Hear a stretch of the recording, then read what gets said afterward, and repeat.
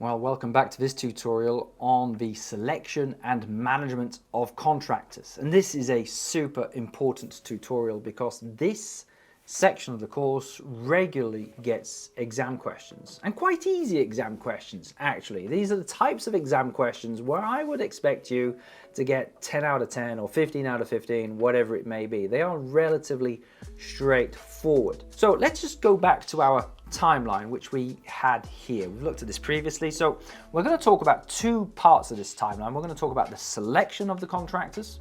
So before the work starts, we have to choose a competent contractor. So that's one part. The second part is we're going to talk about the management of contractors whilst they are on site. Now, we've already spoken about the planning to some extent, and there may be a little bit of duplication between the planning and the management a little bit, but the management of contractors is when they are on site. Hey, sorry to interrupt. If you're regretting your choice of course provider and you'd wish you studied with me instead, there's no problem. You can. Why don't you head over to Google right now and Google Compassa Rescue. Search for that and go to our Rescue package. This is available for both international and national General Certificate students. Perhaps your course is expired. Perhaps you've failed one of the assessments and you don't know what to do next. Perhaps you're just not happy with the level of teaching or support you're getting from your course provider. In that case, come check out the Rescue package and click on Apply Now. We will offer you a very, very special discount so that you can get access to our full General Certificate course with all of my tutor support, all of our mock exam support, NG2, IG2 project support, all of our video tutorials, study books, PDF guides. You will get everything that we offer to our own students. And then you will have a chance of joining us with some of the highest pass rates in the NEBOSH e-learning industry. Let's get back to the advice. First thing I will say in terms of your exam questions, read the question very carefully. If the question is asking about comment on how we could select a better contractor, a safer contractor, if it starts to talk about selection or choosing a competent contractor, it's after this slide here, as you can see, the pre-selection of contractors. So read the question carefully. If it's about selection or choosing a contractor, it's about this. But if the question is about how a contractor could be managed or how the contracted work could be managed, then it will be after a different slide and it will be more about things on this list here. Now, depending on the question, because the questions can be broader, the question might be about just managing the contractors just while they're on site, in which case it's this slide, but it could also be about how the work could be better managed and planned and coordinated, in which case it might include this slide, but it could also have things from the other tutorial about the planning and coordination here as well. So sometimes exam questions can pull from different sections of the course. That's okay, that's normal, right? So sometimes one list from the course materials is not going to give you all of the answers. And in fact, just a word of warning, right? Sometimes no list from the course material will help you answer the question necessarily. Sometimes the answers are so specific to this scenario that you will have to find the answers and infer the answers from the scenario rather than the course materials. To learn more about that, make sure you have studied your exam technique section where I explain that in more detail. Hey, sorry to interrupt the video. I hope you're finding this useful. If you want more information, we've got loads of free information on our YouTube channel. If you go into our channel playlists, you'll find a whole playlist called the 12 Steps to Smashing Your NG1, IG1, NEBOSH exam. And it'll go through the 12-step process that our students follow to get some of the highest pass rates in the NEBOSH e-learning industry. If you would like even more help, then you can head over to our website, compassa.co.uk, click on NEBOSH Exam Help, and you'll also find study books that you can download for both the national and international General Certificates. And without further ado, let's get back into it. Anyway, let's get into the pre-selection of the contractor. So clients, as we said earlier, clients have to select a competent contractor to carry out their work. And if they don't do that, then potentially the contractor will endanger themselves, but they will also endanger the client's employees in the area. Very often we choose a contractor based on cost, right? And yes, that is a consideration, but we shouldn't base the choice just on the cost. It should be on the quality of work and also on the safety performance and maybe even the environmental performance of the contractor. So one of the key places where we start when selecting a competent contractor is that we must check that they have done this kind of work before. They must have previous experience of this type of work. Now, if you're doing an exam question on this, don't just say, make sure the contractor has previous experience of this type of work. Like, what type of work? Well, the work that we're talking about in the scenario. That type of work, right? So if the scenario is talking about, I don't know, cleaning out the hay and poo and wee from a bear enclosure in a zoo, right? So very specific scenario of that, but we have had zoos in NEBOSH scenarios before. The contractor is a cleaning contractor working in animal enclosures. Well, maybe you should choose a contractor who has experience of working with animal wastes and working with animals. Dangerous animals even, yeah? So check that they've got experience in that type of work, and that's what you should be writing in your answer. We link your answer back to the scenario, always. So, have they done that type of work before? Can they provide references from other clients that they've done that type of work for before? Also, are they big enough to do the job? Do they have sufficient resources? Like, you don't choose a one-person contractor to undertake a massive contract. No, they have to be. I've been asked this before. I'm a one-person contractor a lot of the time. It was just me who does the training here. And then people ask me, like, can you deliver this worldwide training to 5,000 people? Like, no, not really. No, I don't want to spend 2 years traveling around the world, not seeing my family. I don't have 50 trainers. I don't. It's too big for me. I can't do that. Don't give people massive contracted jobs which they just don't have the people, the skills, the equipment, the money to do. The people who are doing the job should be qualified to do the job. Now that could include, first of all, say the managers of the people. So for example, if it's an electrical job, you want to make sure that the person managing this has electrical qualifications. But it also goes for the safety professionals. So if they've got access to safety advice, that could be an internal safety manager or an external consultant. It's okay to ask for their qualifications too. Are they NEBOSH qualified? Are they chartered members of IOSH? Are they experienced and qualified in this type of work? You need to know this. You're also going to ask for a load of documents. So what kinds of documents? And by the way, on this slide, we've got some of the documents, but in your written course materials, there are more. There are more things than what's on this slide. So please have a look through all of them. They're all mark-worthy most of the time. The first thing you're going to ask for is a copy of their health and safety policy. And first of all, you want to check that the policy is well written. Is it clear? You want to check that it hasn't been copied and pasted and stolen off the internet. That's a common one, isn't it? If it reads like it's a little bit generic, why don't you just copy and paste a bit of it and put it into Google, see if it comes up somewhere else. You might sometimes find a mistake in there as well, which shows that it's been stolen from somewhere else. Do not use a company who has stolen their health and safety policy from somewhere on the internet. The health and safety policy should also be up to date. So signed in, say, the last 12 months. It should be relevant to what they do. It should be well written and clear, and give a very clear commitment to making sure both the contractors and the clients' people are safe and healthy and well. Other documents you might ask for are things like the training records of staff doing the work. So for example, if you have somebody who's going to use a cherry picker or a scissor lift or some kind of platform which goes up and down, now you need to be trained to use those. And so you would ask in advance, can you please provide the training records or the licenses of the people who are going to be using that equipment? And so you want their name, you want their photo, that kind of thing. You know, it's on their card, on their license. Make sure they're qualified to do that.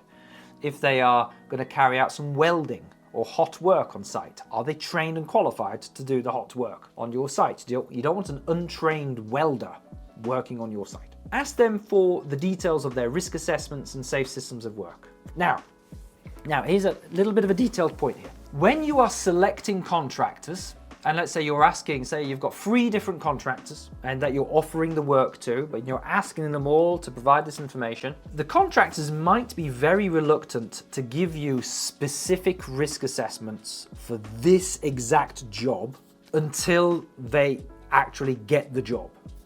You see, right now you haven't given them the job. They want the job and you're choosing whether to give them the job or not. Now, they are not going to spend a lot of time writing detailed method statements and risk assessments, which and time is money. They're not going to do that until you give them the job. So what you might get at this stage are just generic risk assessments, generic method statements, and that's okay.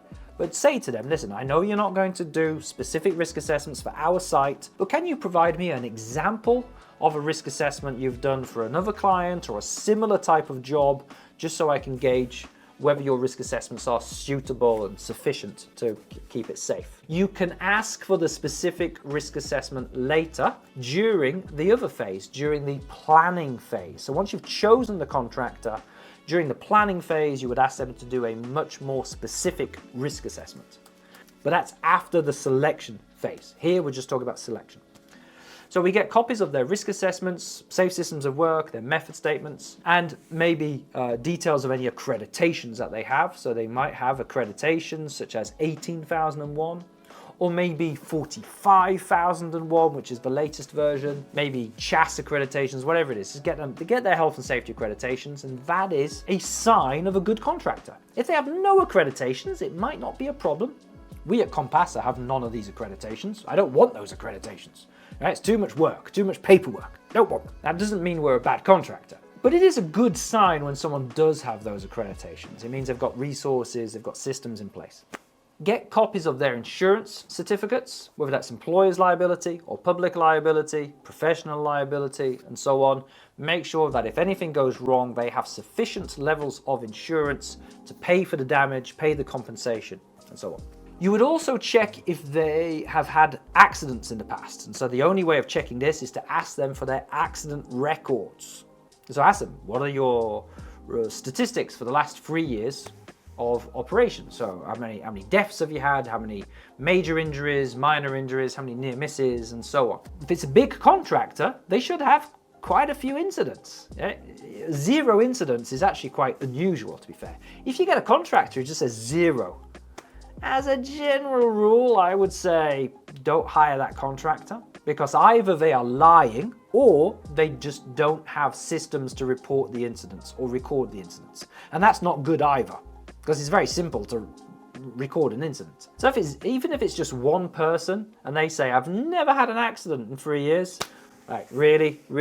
Every time I go to site and film a health and safety video, I have an accident. Like I'll cut my finger when doing some manual handling. And something will happen, even very minor. So if they say 0, just decline them, because it's not serious. But don't decline them just because they've had lots of accidents either. A big contractor will have lots of accidents. What you're looking for is to see whether the accidents are decreasing over time. You might want to decline them when they're having lots of serious accidents, or maybe even fatalities. Another really negative indicator is a history of enforcement action. Now you might be able to check their enforcement record through your enforcement agency. Here in the UK, we can go onto the HSE website and we can check someone's record. If I type in HSE Enforcement Register, I can actually go here on the Register of Convictions and Notices. So let's take a look. So I can look for a company name. So I could look for, say, Compassa, my company's name, do a quick search for that, and you'll find that Compassa has no enforcement records. But who else could I look for? Can we think of a big, well-known company, a major company who's definitely going to have something? Let's go for Asda, which is a large supermarket. Oh my goodness, Asda haven't had any either. Well, that's really good news for Asda. Can we go for, oh, I don't know, Yorkshire Water? That's my local water company. Do a search. Oh, there we are. We've got a record there. Yorkshire Water. I feel bad picking on Yorkshire Water. I quite like Yorkshire Water. Let's pick my local government. I don't like my local government. Hull City Council. They tax me, so I don't like them. Hull City Council want nothing. Yorkshire Water it is then. Fine. So let's just see what happened to Yorkshire Water. They got an improvement notice for you failed to make a suitable and sufficient assessment of the risk to persons not in your employment who could fall into the spillway and then into the stilling pond.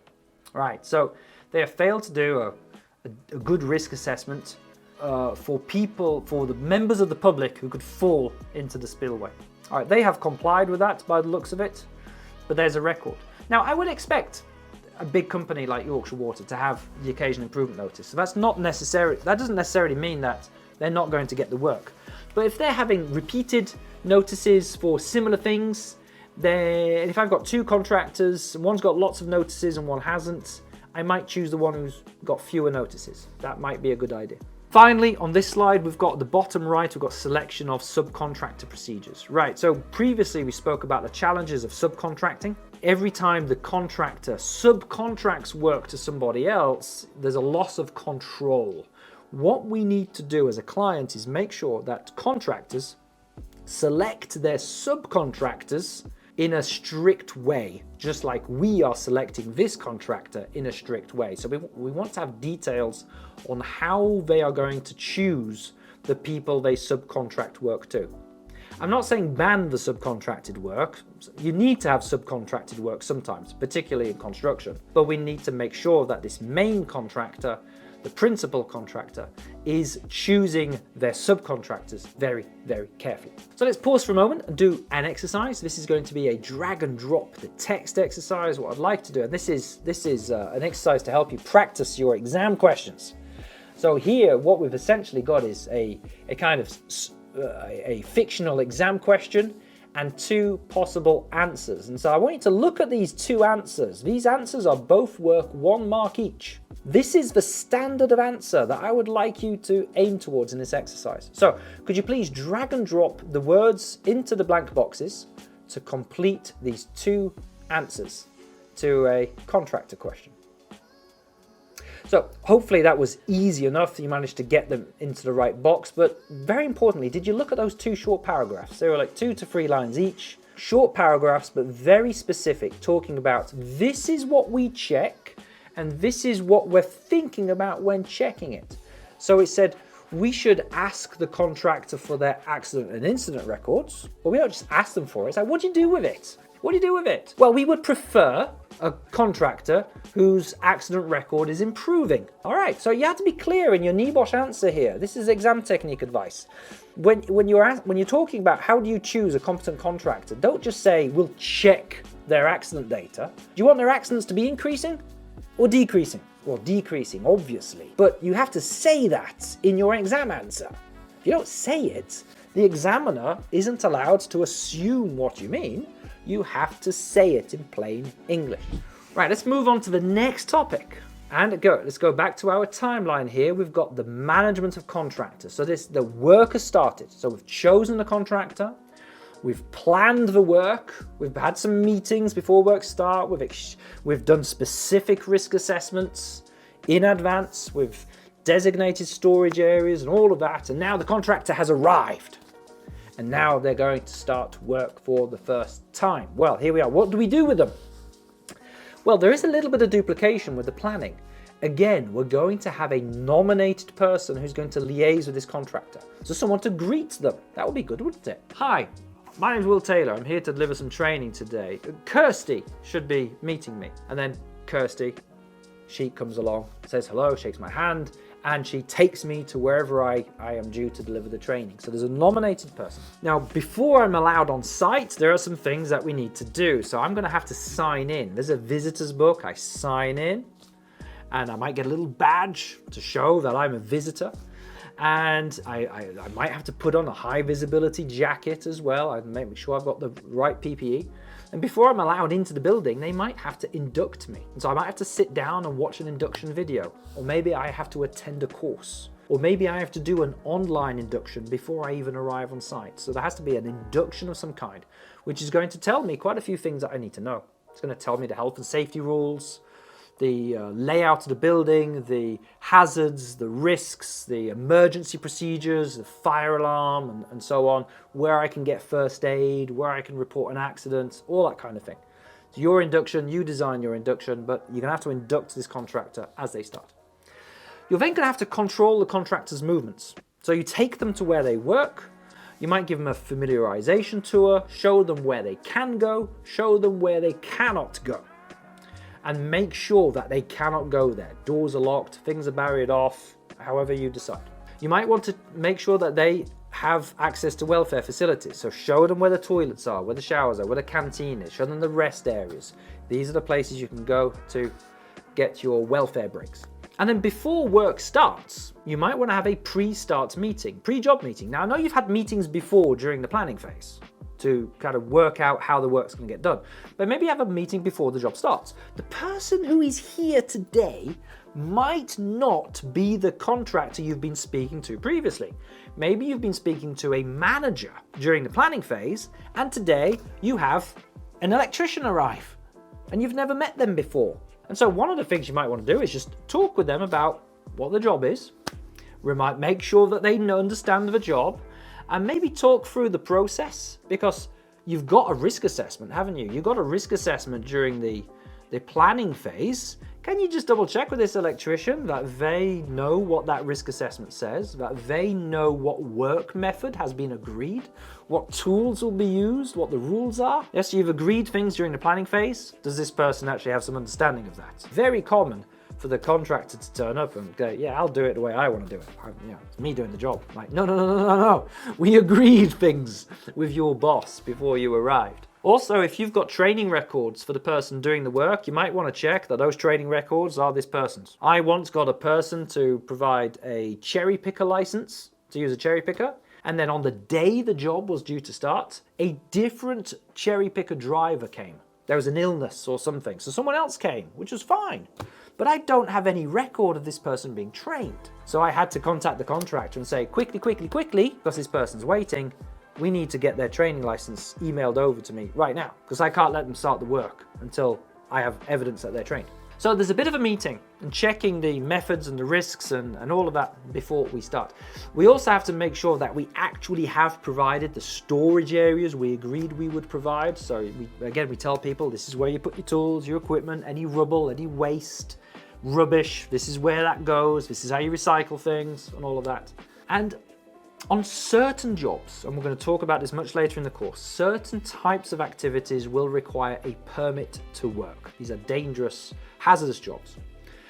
And so one way of managing a contractor is to subject them to a permit to work procedure, where we will make sure it's risk assessed and all the controls are in place. We'll fill in a form and give them documented, signed authority before they actually start work. We'll talk more about that when we do a permit to work tutorial later on in the course. And after that, you don't just leave them be and let them get on with it. No, we want to provide some supervision and some monitoring. So we're not going to supervise them all of the time, but we do need to regularly walk past, especially if we don't know this contractor. Maybe it's the first time they've worked here, so the trust level is low. We need to walk past occasionally and just check that they are doing the work the way they said they would do the work. And if they're not doing the work the way they said, we step in, we intervene, we stop the work and we say, hey, that's not what we said, that's not what we agreed, how we would do it. Right? Why have you changed it? That's right. And if you can't do what was agreed, stop work, go back to the boss, the manager, reevaluate, re-risk assess. Because you can't just change the work method. You're going to have to update your risk assessment. So a change in the work method has to be agreed in a planned process. There we are. So that essentially covers the management and selection of contractors. To close out this tutorial, here's what I'd like you to do. So we've got the timeline. What I would like you to do is to match the activity to the correct phase. So is it a contractor selection activity or is it a contractor management activity? And hopefully all that is making sense. Please remember, a bit of exam advice again. I know I'm repeating myself, but it really does matter.